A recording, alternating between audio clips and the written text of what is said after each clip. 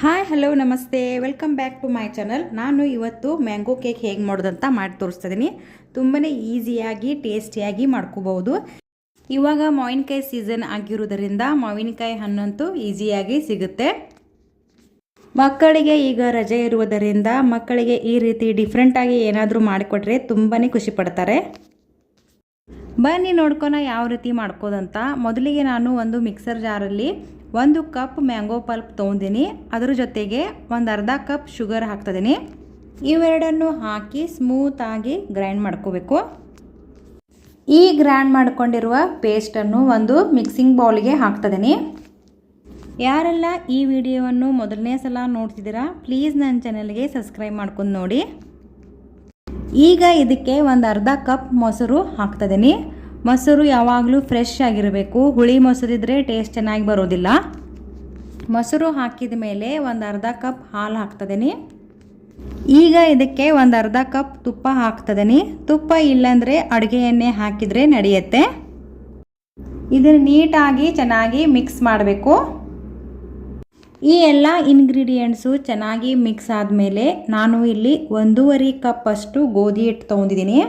ಅದನ್ನು ಈ ರೀತಿ ಶೋಧಿಸ್ಕೊಂಡು ತಗೋತಾ ಇದ್ದೀನಿ ನಾನು. ಈಗ ಇದಕ್ಕೆ 1 ಚಮಚ ಬೇಕಿಂಗ್ ಪೌಡರ್ ಮತ್ತು ಒಂದು ಅರ್ಧ ಚಮಚ ಬೇಕಿಂಗ್ ಸೋಡಾ ಹಾಕಿ ಚೆನ್ನಾಗಿ ಸೋಸ್ಕೋಬೇಕು. ಬೇಕಿಂಗ್ ಪೌಡರ್ ಮತ್ತು ಬೇಕಿಂಗ್ ಸೋಡಾ ಇಲ್ಲಾಂದರೆ ಒಂದು ಸ್ಮಾಲ್ ಇನೋ ಸ್ಯಾಚೆಟ್ ಬರುತ್ತಲ್ಲ ಅದನ್ನು ಕೂಡ ಯೂಸ್ ಮಾಡ್ಕೋಬೋದು. ಇದನ್ನೆಲ್ಲ ಹಾಕಿ ಒಂದ್ಸಲ ಚೆನ್ನಾಗಿ ಮಿಕ್ಸ್ ಮಾಡ್ಕೋಬೇಕು. ಸ್ವಲ್ಪ ಗಂಟೆಲ್ಲ ಉಳಿಬಾರ್ದು. ಯಾವಾಗಲೂ ಒಂದೇ ಡೈರೆಕ್ಷನಲ್ಲಿ ಕಲಿಸ್ಕೋಬೇಕು.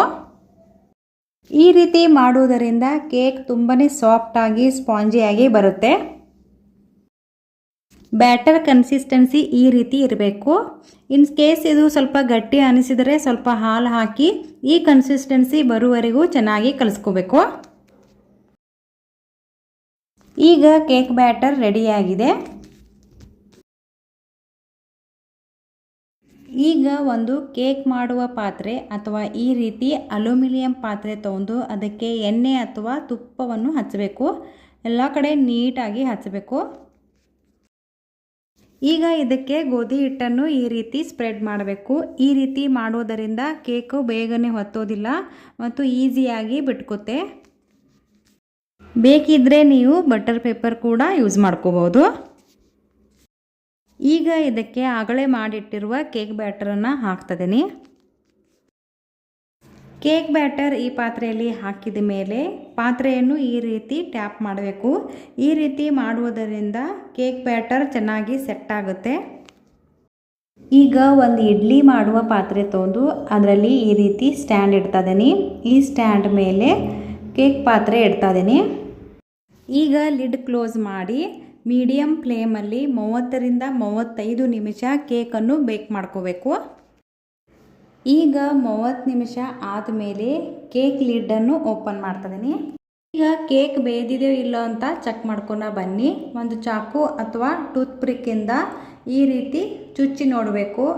ಈ ರೀತಿ ಚುಚ್ಚಿ ನೋಡಿದಾಗ ಚಾಕುಗೆ ಅದು ಅಂಟ್ಕೊಂಡಿಲ್ಲ ಅಂದರೆ ಅದು ಚೆನ್ನಾಗಿ ಬೇದಿದೆ ಅಂತ ಅರ್ಥ. ಕೇಕ್ ಸ್ವಲ್ಪ ತಣ್ಣಗಾದ ಮೇಲೆ ಈ ರೀತಿ ಡಿಮೋಲ್ಟ್ ಮಾಡ್ಕೋಬೇಕು ಕೇಕನ್ನು. ನೋಡಿ ಈಗ ಕೇಕ್ ರೆಡಿ ಆಯಿತು. ನೀವು ಕೂಡ ಈ ಹೆಲ್ದಿಯಾಗಿರುವ ಕೇಕನ್ನು ಒಂದ್ಸಲ ಟ್ರೈ ಮಾಡಿ ನೋಡಿ.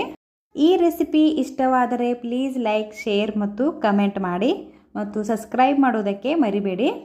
Thank you for watching.